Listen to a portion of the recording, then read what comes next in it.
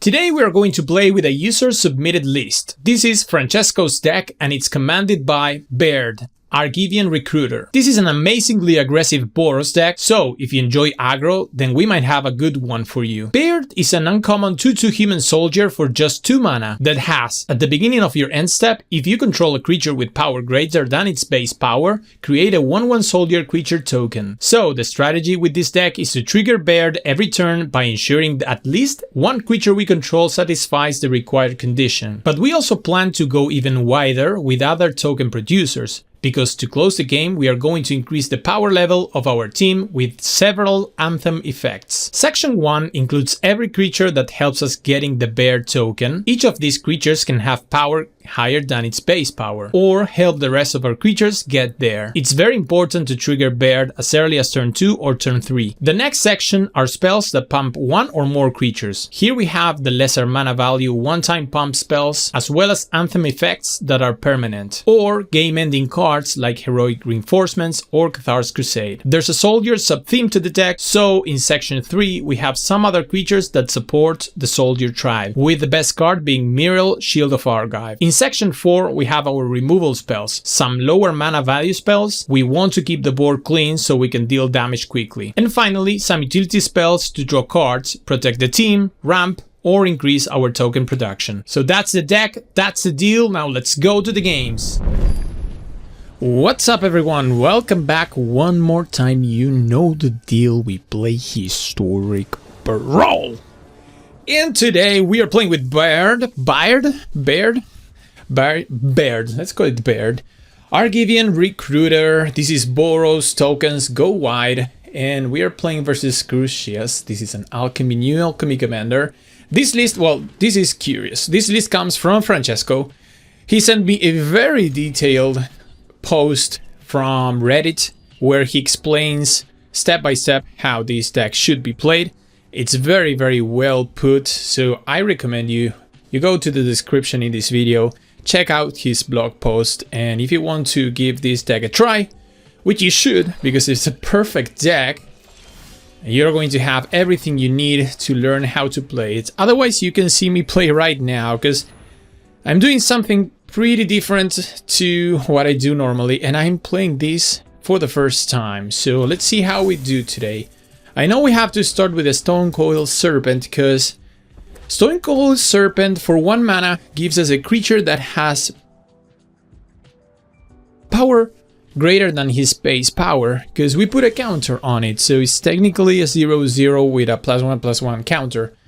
And that's all Baird needs to start producing tokens. So we have a very good hand, the 10th District Legionnaire, which I'm going to play because opponent is holding on to priority, so presumably a removal spell. We don't want the Baird to die.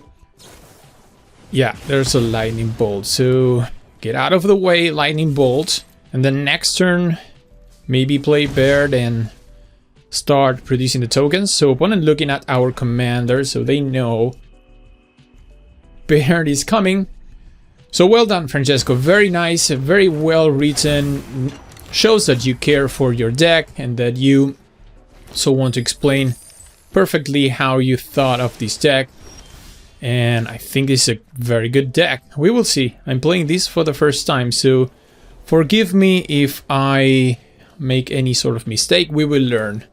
We can also see what's the process of learning a new deck and what's typically the process for anyone that wants to pick up a new deck. Okay, so I'm debating playing the Siege Veteran over the Baird, but I think I do want to start the token production. And Siege Veteran is a very good creature on its own. It's kind of a Luminarch aspirant for soldiers, but I want to start creating the 1/1s.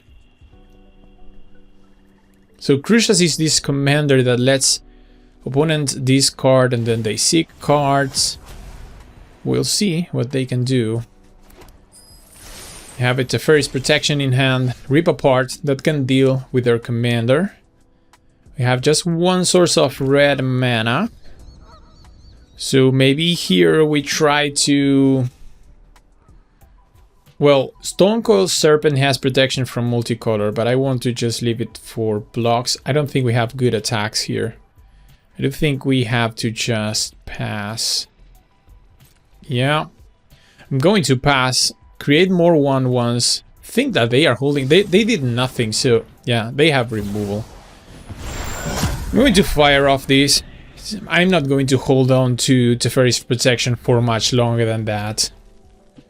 And the awkward thing is that we did not get to produce the token because we were phased out.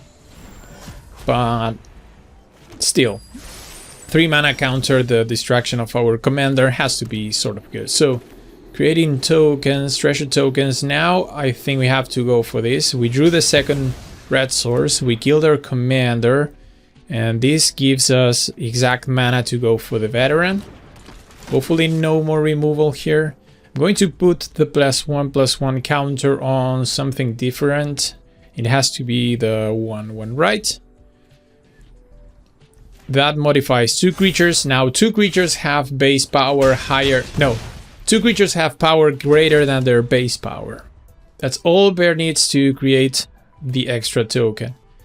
So this deck kind of resembles Emara tokens, but in Boros. Emara is easier to create the tokens, but okay. Portal to Phyrexia. Okay. So we sack the 2 tokens. And we can also sack a bear. Siege Veteran is going to trigger here. Because Soldier died. And now we can go both Icon of Ancestry. Let's see. Icon of Ancestry grows the team in Soldier.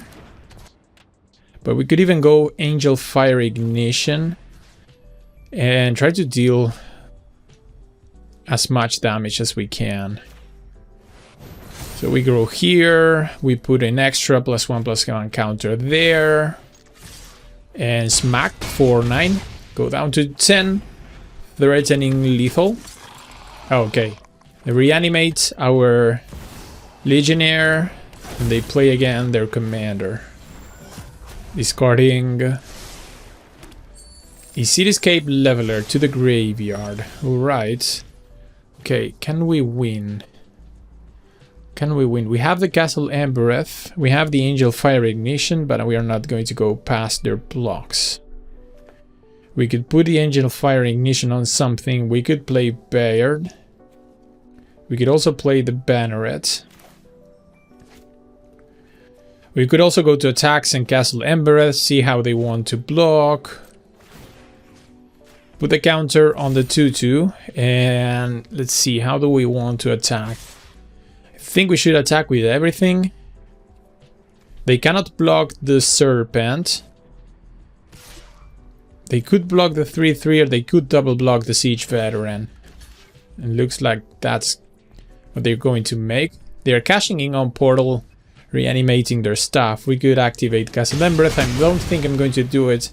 I'm just going to second main phase Bayard plus the Banneret and say go, create another token. Yeah, I think this is working out, Francesco. This is working out. Reanimates Crucius, place a command tower. And we have the Angel Fire Ignition to give haste to something if we draw another small creature. Fable, Cityscape Leveler. The trigger goes to Commander. Alright. They have just 2 blockers and we can Castle Embereth. So I think this is game. Should be game. Alright, so this is a... Ooh. In the trenches, so we can pump the team. I think we can do it, and we can still hold up Castle Embereth. I don't think there's anything they could do for 1 mana. They could have a... Well, they have already used Lightning Bolt, so... If they do, then so be it. But I don't think there's nothing they can do, so attack with the team. Here we go. They block. And we win. Good game. Nice. Good first round.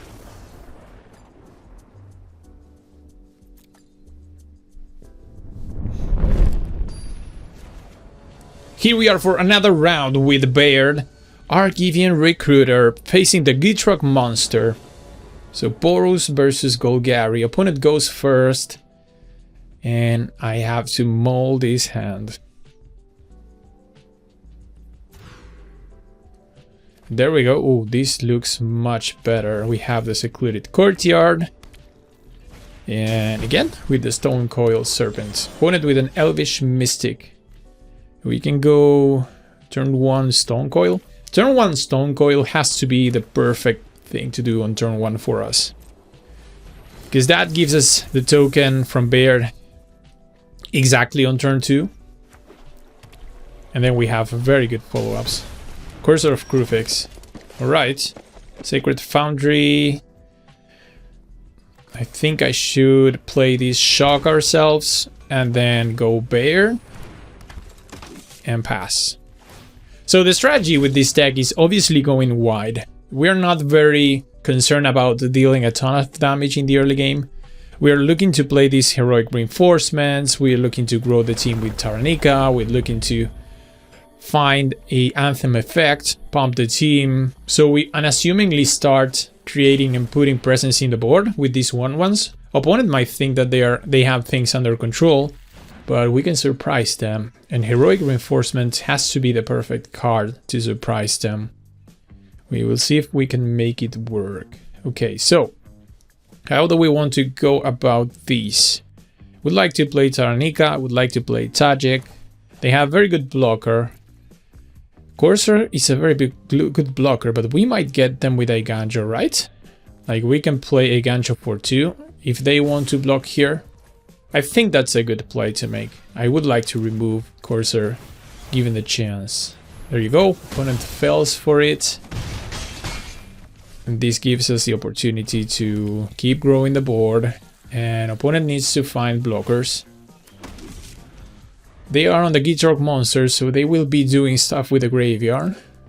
Let's see, they can play Ren. There's a Gitrog Monster. A Gitrog Monster that we cannot kill. God's willing. Alright, so I'm thinking here, if I push some damage through, then we can close the game with a sneaky heroic reinforcement. So what I'm going to do, opponent good gaming us. Look at him. Good gaming us. Alright, so I think I'm going to go for attacks. I don't think this is a good play. I'm going to just, if they block Baird, I'm going to God's Willing. Yeah. I will God's Willing here. Need to find the land. Let's put it on. Oh, Mirel. Yeah, have to bottom it. We need to find the land. They're down to 14, and I will Swiftfoot Boots. I think we need 2 more turns. Boots is great, because whatever we play can come in with haste. So if we have a way to Heroic Reinforcement plus another creature, that could be game. Heroic Reinforcements puts 2 1/1s plus, gives them haste. Gives haste to the team. There's Ren. Will they put the Tree Folk? Opponent revealing lands. They are pretty confident. They good gamed us. Early GGs are a thing. They're going to win a life here. That might be the difference between winning or losing this game for them. And another lands, cries. Favorite Hoplite. That could come down with haste later. I think here I would have to play Taranika. Cannot give it haste yet. Yeah, let's go Tajik. And I think I'm supposed to still keep hitting face. But not with Baird, because Baird needs to make the 1/1 at the end of the turn. Let's mentor the... not the Serpent, which we cannot. Let's mentor one of those. We could be looking at winning the game next turn. We're down to 10. We replace Tajik with another 1/1. Let's see.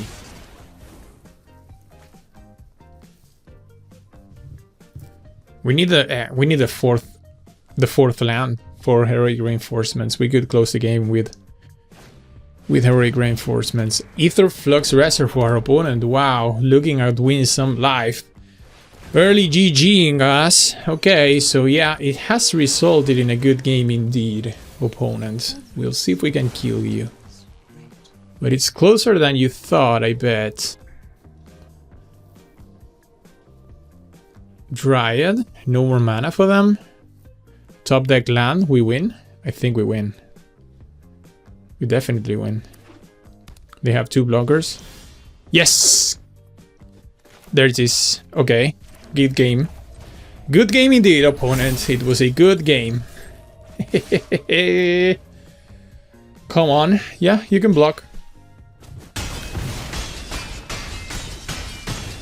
Boom!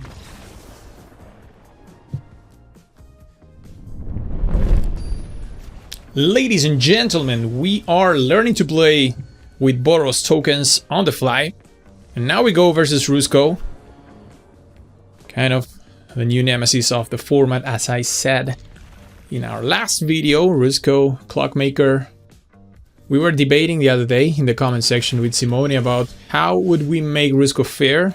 And I think he had a good idea. Like it should say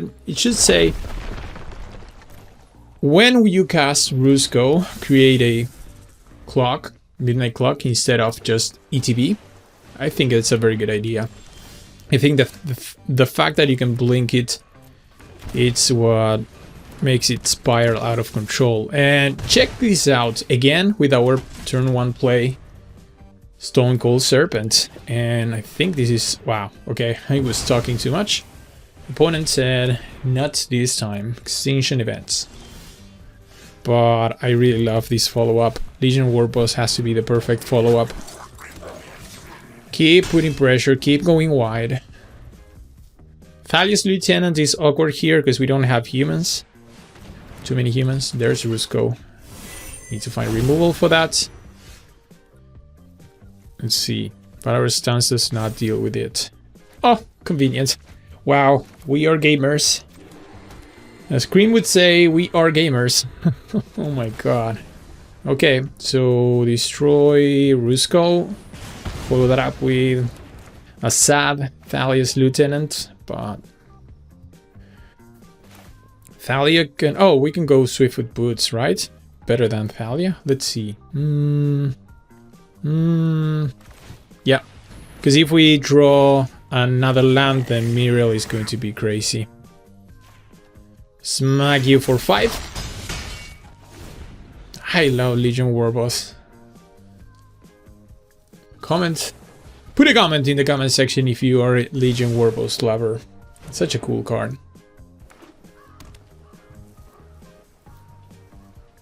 I love goblins in general, but Legion Warboss is so cool. Ooh, rip apart. Should we destroy the Midnight Clock? That takes them down 1 mana to play Rusko again. So I think that makes sense. Let's go to attacks. Mentor Goblin. Attack you for 7. They don't activate Hive of the Eye Tyrant, so they have something. They have something. Rip apart, destroys Midnight Clock. Airtight, yeah, they had something. Okay, so counters, Rip apart. And Showdown. Ooh, I like Showdown. I like Showdown of the Skulls. Let's go Thalia's Lieutenant. Sad Thalia, as we said before. But we're looking at closing the game. And any point of damage counts.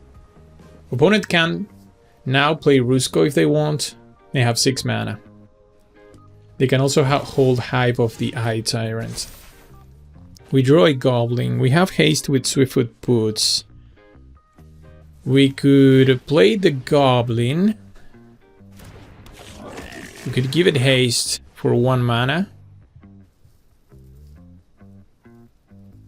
Let's see what they do.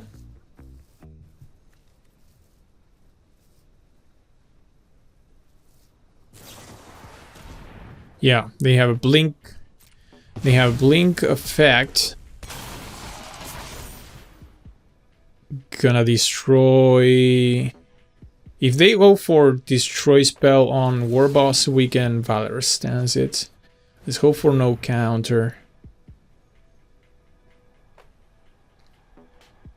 They have something. Tails End. Tails End, but Tails End counters the activation of Swiftfoot Boots. They give us the land that we needed. We found the lamb. That's so funny. I think now I want to protect Legion War Boss instead of attacking with the banneret. Alright, let's go to attacks. Mentor one of the 1/1s. And this is a lot of damage. I think we win because we go so wide. Wow, this deck is really, really good. This deck is really good. Yes! Got another one! Yes!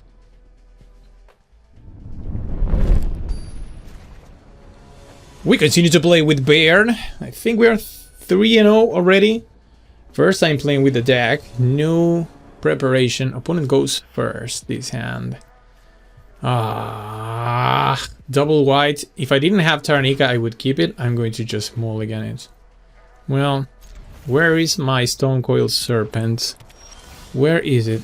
Okay, so Temple's Cries, Homestead Courage.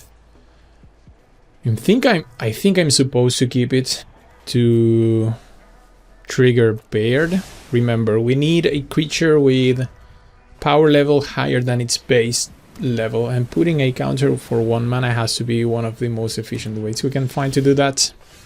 So let's do it. We can also play the Captain Everhart. It's going to make so as every card the opponent draws costs 1 more for that turn, and every card that we draw costs 1 less for the turn that we drew it. So, an annoying card. There's Ursa. And a Mind Stone. Alright, so this game is a little bit more difficult than the games before. Alright, we have been on the draw every game, right? Like, it looks like we have been in the draw on the draw every game. We could play Baird. Could also attack. If they block, we have Lightning Bolt. They don't, of course. And let's play Baird. And also Homestead Courage. I'm going to go Homestead Courage Baird instead of this Double Striker, just because I think that if they want to remove the Captain Everhart, which they should, I think that's a more annoying card than Baird. Then the Baird is a better threat. I don't know, it could have gone either way, because Double Strike with a big creature is always fantastic. Falco. There's the commander. And a tap land. Okay, so land is great here. Land is great because now we can also hold that by Anjo. Citywide Bust does not work. Heroes of the Nyx Born. Don't need it right now. Okay, let's see. We have 4 mana. 4 mana.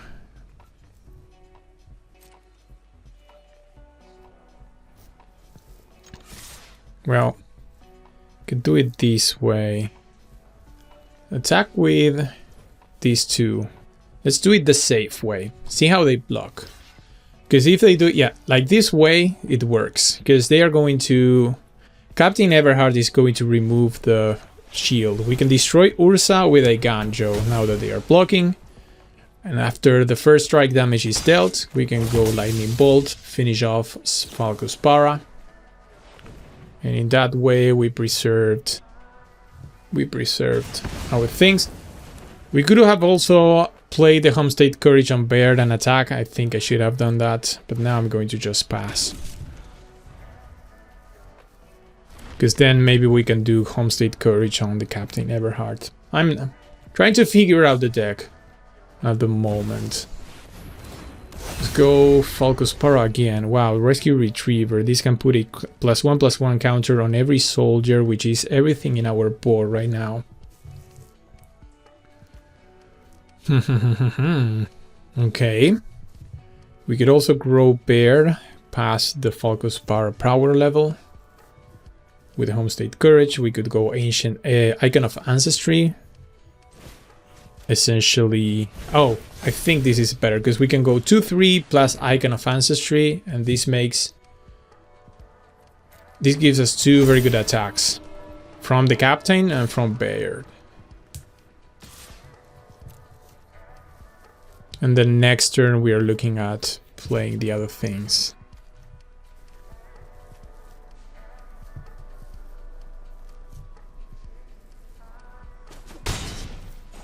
Opponent doesn't block. We can go down to 14 and we create another 1-1. Yeah, the strategy is working. Bayard, when you have a bunch of Anthem effects, it puts so much power on the battlefield. Alright, ECG going to take down... Ooh, the Icon. Interesting. So they take down the Icon. They essentially reduce our attacks or makes our attacks worse. But if we draw a land, the Rescue Retriever could... Oh, that's a very good top deck too. That's a fantastic top deck. Because now we can kill these. They go back to 16. But we have a clear way to attack. We could also Hero of the Nyxborn. And whenever we top deck our 5th land, the Rescue Retriever should be lethal. Well, we are presenting lethal next turn. Either way. There we go. Another top performance from the deck. Can this be the best deck in Historic Brawl? Should we make CGB play with this and post, hey, I got 30-1 result with this deck? Maybe he does. I don't think he's going to enjoy playing Boros. There we go, 4-0. This will be our last round playing with Bayern, and we are going versus Killian. So Orzhov versus Boros. Opponent goes first. Alright, so officially we have been on the draw 100% of the time with the deck, which is another solid statement from the deck. Oops. Arena broken. Alright. There we go, and now we are Ajani. Okay, so I was saying we were on the draw every game, so that has to be another testament of the deck being really good. Opponent goes first. This hand is not too good. But we are going to keep this. This has 3 lands, a removal spell, an Embercleave, so it could work. There we go, we keep the hand. Opponent starts with a fetch land. We find a Legion Warboss, one of the best 3-drops in the deck, and I'm going to shock myself. I guess we were going to shock ourselves eventually. They would know about our Lightning Strike, our Lightning Bolt, nevertheless, because of the priority if we play the Mountain, if we play the Sacred Foundry. Well, they go for Killian, so let's do it. Lightning Bolt, and we have Bayard for turn 2. Draw land, which is great. Bayard. And we cannot trigger him for now, but we will see. We need a creature with base power lower than... Well, with power higher than the base power. And minimum containment. Okay, so it's a treasure now. We have 4 mana. I definitely want to follow up with Legion Warboss is such a good turn after they have used a removal spell.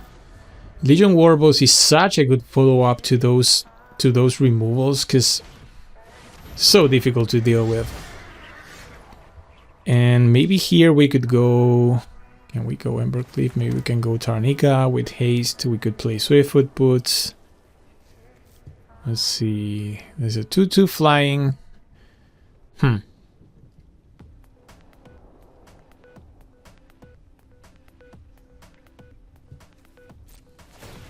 Let's go to attacks. We can attack for 5. See how they want to block. Alright, they want to trade, so now we use Embercleave.